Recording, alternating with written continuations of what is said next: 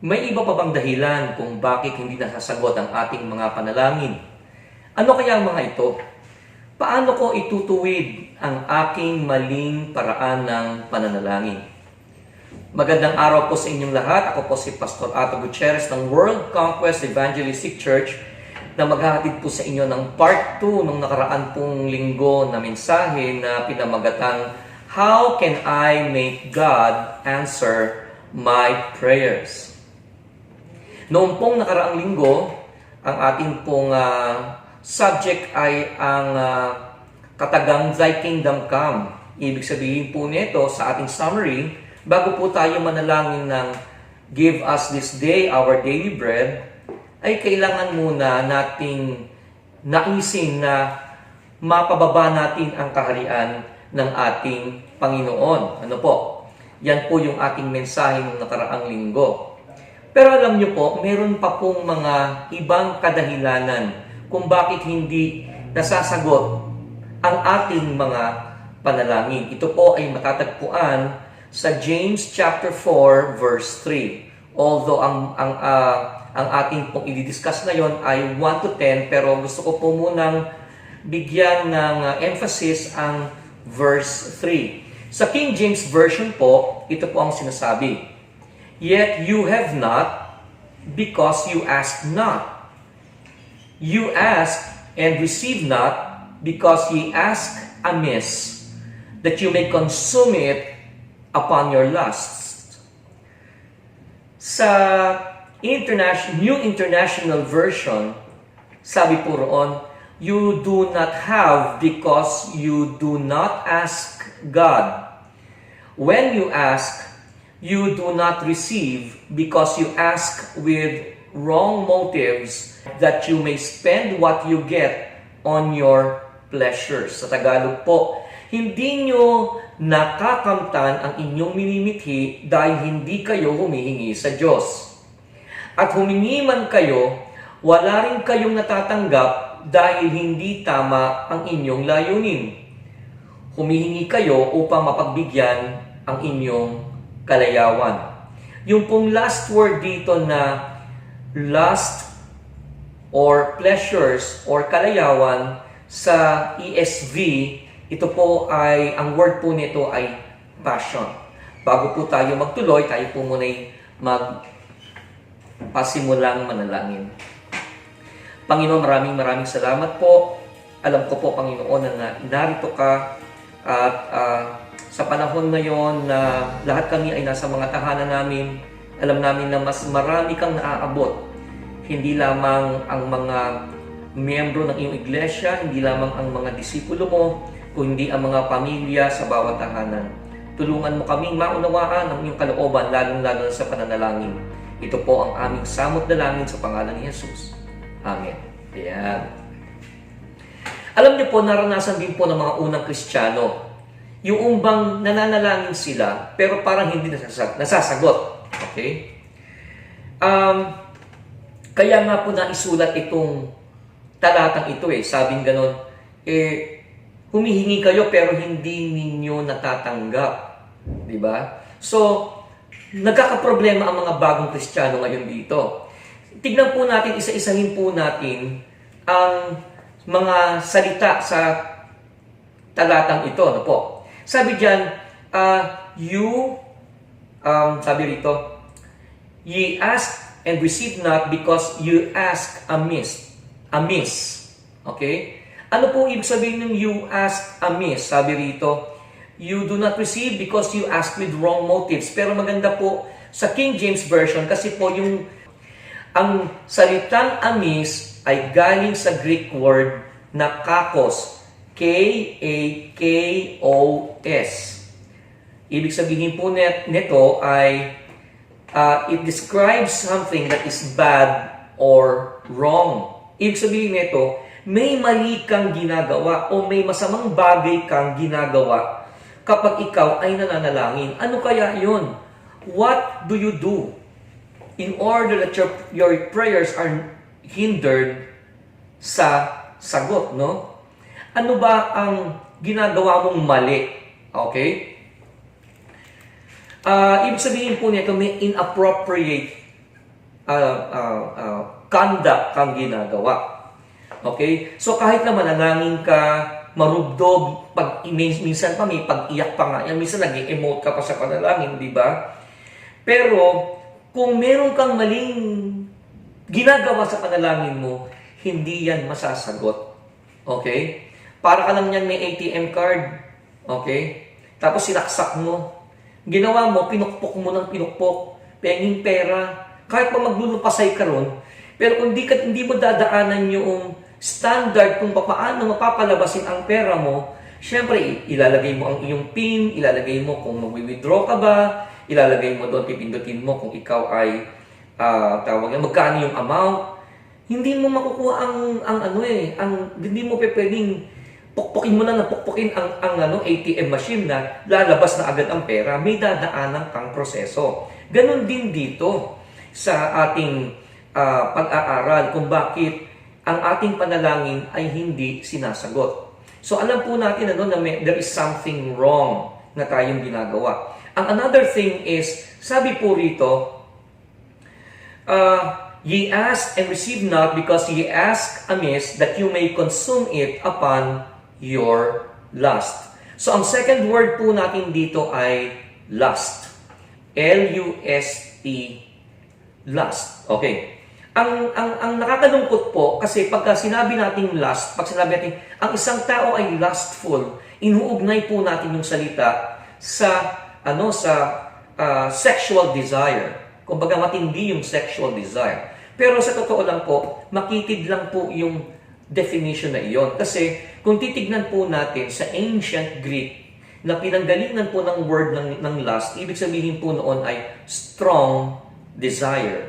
So, ano po yung strong desire? Ito po ay matinding pagnanasa na hindi mo mabitaw-bitawan, na gusto mong makamit kahit na sumuway ka ng tao, sumuway ka ng batas, o sumuway ka ng Diyos.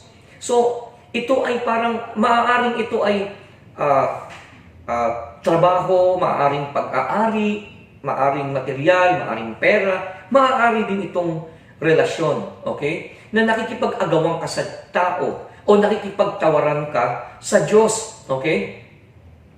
Ayaw mo nga itong bitawan sa puntong lahat inaaway mo na, okay? Kahit kapatid mo sa Panginoon, pinagsasabihan ka, inaaway mo, ayaw mo nang makinig. Kasi nga napakatindi ng gusto mong mangyari, na gusto mong makamit, hindi naman nga, no? Hindi naman nga rin yun makaka-glorify kay Lord dahil ito ay lust.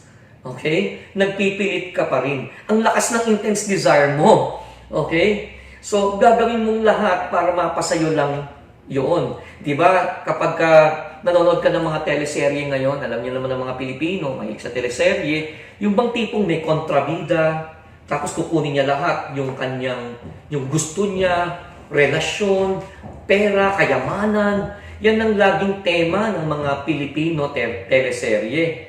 Yung bang tipong papatay na kapag kailangan. Ganun po katindi yung lust na yon.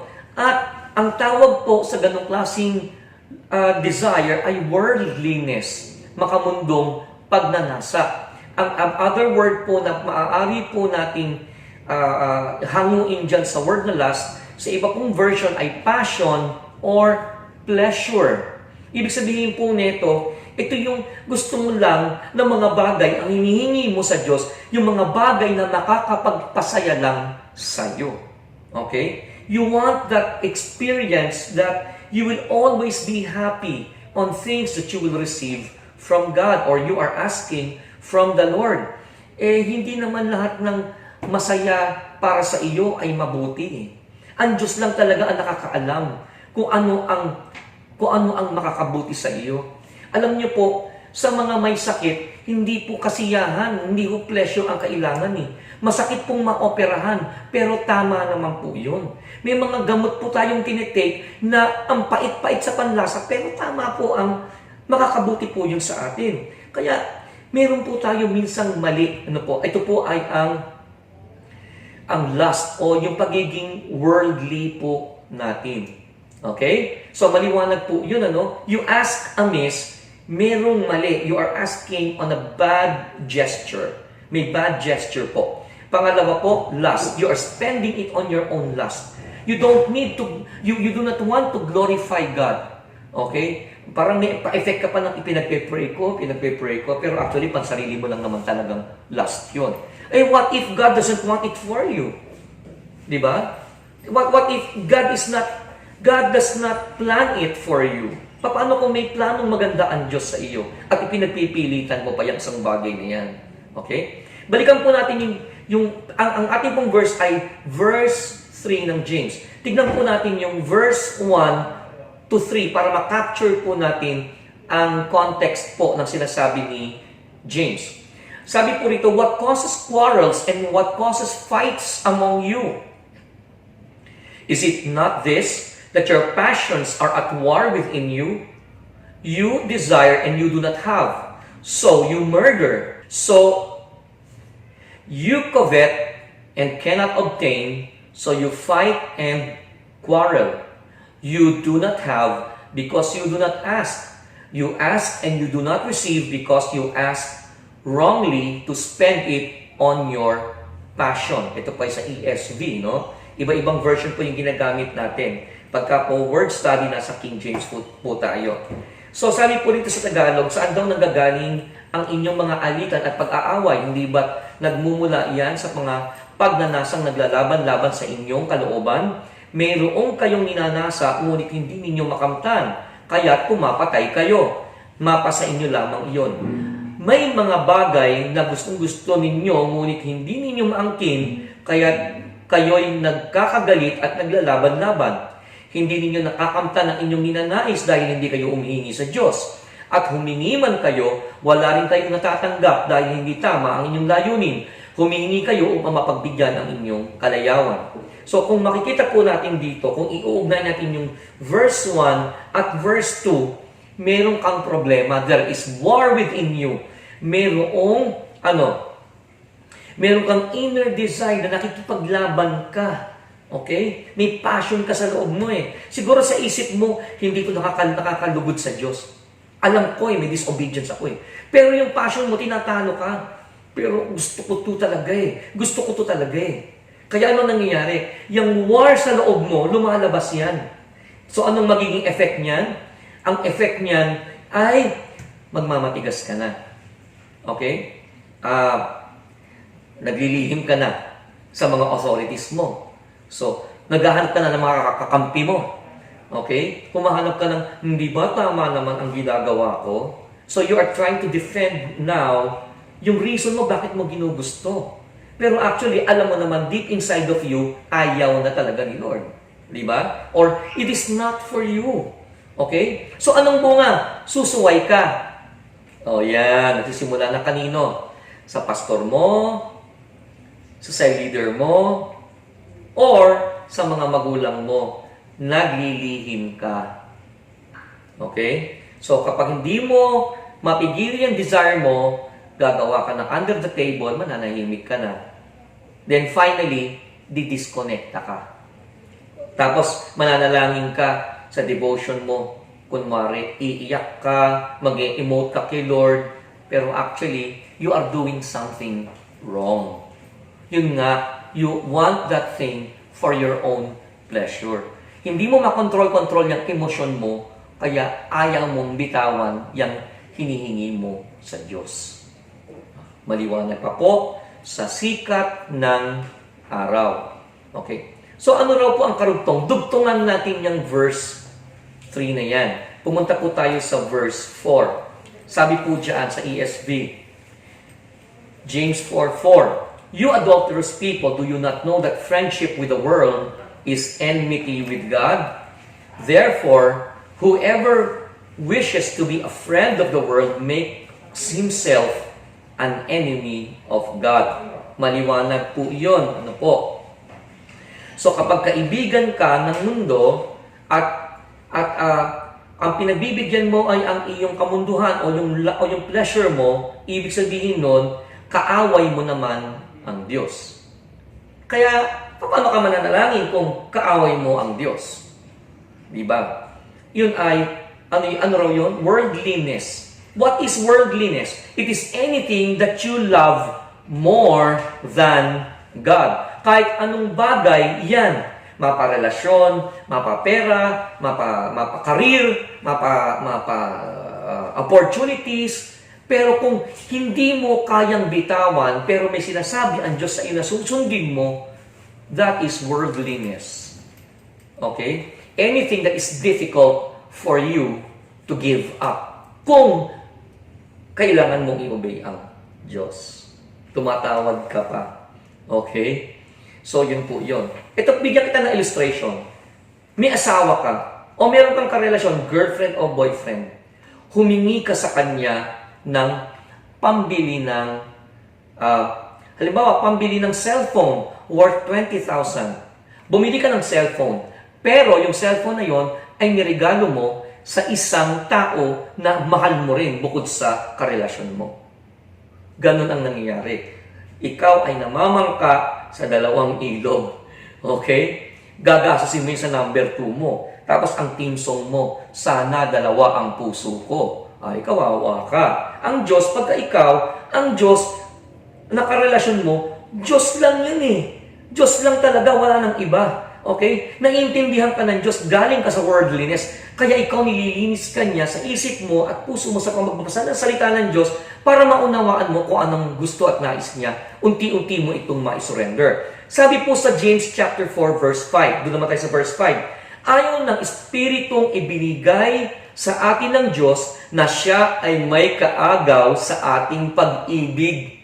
Ayan, ibig sabihin, nagseselos ang Diyos. Humihingi ka para sa iyong kamunduhan, para sa kalaban niya. Okay? You want to spend it on worldliness. Okay? So, yun po yun. Pinagseselosan ng Diyos ang pagiging makamundo natin. At kung ayaw mo itong i-give up, ang susunod po dito na mangyayari sa atin, idinideklara ng Diyos sa atin na tayo ay nagmamataas. Okay? Nagmamataas ka, nagmamatigas ka sa Diyos. Okay? So, ibig sabihin ito, proud ka. Okay? Kaya nga po, kung titignan po natin, kinakalaban po natin ang Diyos dito, hindi po talaga sasagutin ng Diyos ang ating mga panalangin. So, nagbigay po ang Diyos ng solusyon. Saan? Sa verse 6, 7, 8, 9, and 10 ng James chapter 4. So, dito po, tinutuog na natin, kanina, verse 3. Tapos, tinignan po natin ang verse 1, 2, and 3. Tapos po nito, dinugtungan po natin ng verse 4 and 5. Okay. And then ngayon naman po ay yung 6 to 10. Ito po yung solusyon. Papaano magsisimula ang Diyos na tugunin ang iyong mga panalangin? Sabi po sa may verse 6. Una, the first step is magpakumbaba. Okay? Sabi po sa may Santiago 4:6 or James 4:6. Ngunit higit na malakas ang tulong na ibinigay niya sa atin. Kaya't sinasabi ng kasulatan, ang Diyos ay laban sa mga mapagmataas, ngunit nalulugod sa mga mapagpakumbaba. Sino yung mga nagmamataas? Yung mga ayaw isurrender ang worldliness nila sa Diyos, pagkatapos malakas pa ang loob na manalangin. Hindi po ba? Tapos pa magtataka ka, bakit kaya hindi sinasagot ng Diyos ang panalangin ko? Doon ka magsisimulang magtampo.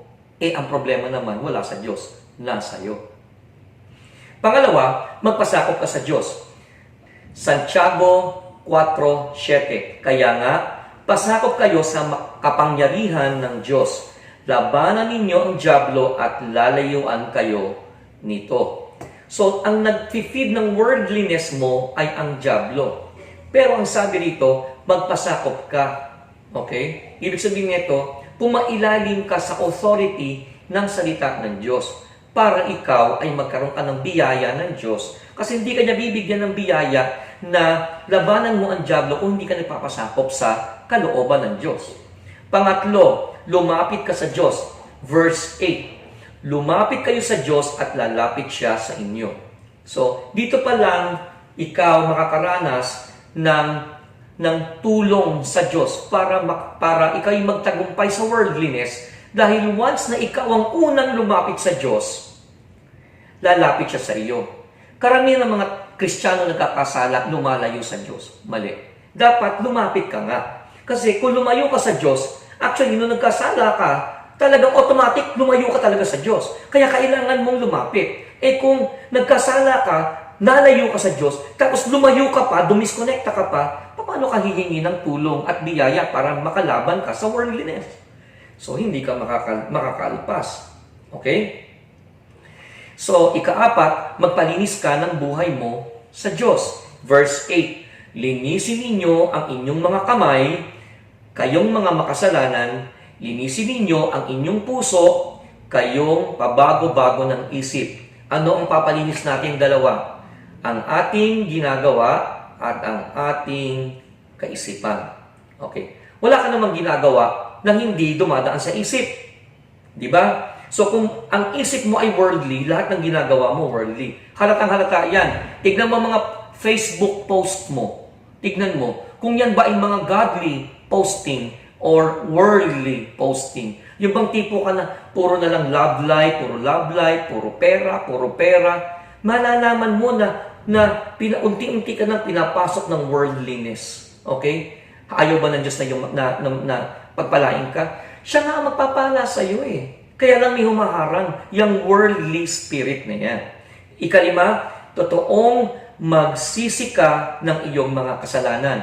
Verse 9-10, maghinagpis kayo, umiyak at tumangis, palitan ninyo ng luha ang inyong tawanan at ang kalungkutan ang inyong kagalakan. Magpakumbaba kayo sa harapan ng Panginoon at itataas niya kayo. Ibig sabihin nito, huwag mong gawing magaang lang itong sorry, Lord. Hindi. Ibig sabihin ito, tutuhanin mo ang pagsisisi mo. Tutuhanin mo ito. Alam niyo po, may mga pagkakataon na may isa akong panalangin noon na ginugusto kong material na bagay. Hindi ko dapat sasabihin sa inyo kung ano yun. Sabi ko, Lord, gusto ko nito. So parang nag-wish lang ako. Ang wish naman yung sana, meron ako nito. Yung word na sana, hindi naman panalangin yun eh. Yung sana, Lord, makagraduate ako. Sana, Lord, bigyan mo ako ng bahay. Hindi po panalangin yun. Dapat po yun ay, ang sana po ay wish. Kapag ikaw ay humihingi, dapat buo ang iyong loob. Minsan po, sabi ko, Lord, ayokong hingin ito para masyadong mabigat para sa'yo. Sabi ng Panginoon sa akin, alam mo anak, pag hiningi mo sa akin yan, mag-glorify ako. Sabi ko, Lord, paanong paraan? Kasi, ikaw na nga magkakaroon ng ganyan eh. Pagkatapos, ako pa nagbigay sa iyo. Ibig sabihin nun, mapapatunayan mo sa mga tao na buhay ako. Ako ay sumasagot sa mga panalangin mo. So, ibig sabihin nito, natutuwa ang Diyos kapag ang hinihingi mo ay nakaka-glorify sa Kanya. Hindi yung pansarili ko lang na gusto. Okay? So, ano nangyari? Ginrant ng Lord ang prayer ko sa loob lamang ng 3 araw. So, ito isang bagay na material lang. Pero alam nyo po, 3 araw lang, may tumawag sa akin, anong gusto mo? Ganun lang kasimple. Sabi ko, meron akong prayer request. Ganun ba? O sige, kinabukasan nandyan na. Dumating na po. Kaya kapag ikaw, tama, you do not ask amiss, wala kang bad gesture sa pinananalangin mo. Wala kang pusong worldly, no? All you want is to glorify God in everything that you ask. Ibibigay niya yun talaga sa iyo. Okay, in conclusion, sabi po sa Romans 8:32, He who did not spare His own Son, but gave Him up for us all, how will He not also with Him graciously give us all things? Sa Tagalog po, Roma 8:32, Siya na hindi ipinagkait ang Kanyang sariling anak, kundi ibinigay dahil sa ating lahat, bakit hindi naman ibibigay sa atin ng walang bayad ang lahat ng mga bagay? So, there is no doubt, there is no question. God can give us all things. but only if you will desire na sa hihingin mo, it will glorify God and not to feed your worldly passions or worldly pleasures. Di po ba? Yan ang maganda pong bagay na we have that confidence. Okay? We have that confidence. Anak nga niya, binigay niya na eh. Ano pa kayang hingin mo? But tanggalin mo ang worldliness sa isip mo at sa puso mo. Sasagutin ng Diyos ang lahat ng iyong panalangin kung isusuko mo ang iyong makasariling nais at iwawaksi mo ang kamunduhan. Kung meron bang kayong mga discussion sa inyong tahanan, sa mga pamilya o sa mga cell groups nyo, ito lang po ang mga tanong na maaari ninyong pag-usapan. Ano ang turing ng Diyos sa taong makamundo? Yan. Nandiyan po sa talata. Yan, ano po? Pangalawa, papaano ito nakakaapekto sa inyong buhay panalangin? Pangatlo, gaano katotoo ang talatang ito sa buhay mo? Pang-apat, paano mo maitutuwid ang iyong buhay panalangin base sa talatang ito? Yan. So, alam ko po na kayo po ay napagpala ng ating pong part 2 ng How Can I Make God Answer My Prayers? At pagkatapos po ng mapanood nyo ito, nawa po magkaroon na po kayo ng mga answered prayers dahil alam ko excited na rin ang Diyos na magpala at tugunin ang inyong mga prayer requests. Tayo po ay manalangin. Panginoon, maraming salamat po. Lord, ako po mismo sa aking puso masaya dahil naipapahatid po ng iyong salita ang mensahe sa mga manonood at mga nakikinig kung paano sila mananalangin ng tiyak ang pagsagot sa kanilang mga prayer requests sa iyo. Salamat po.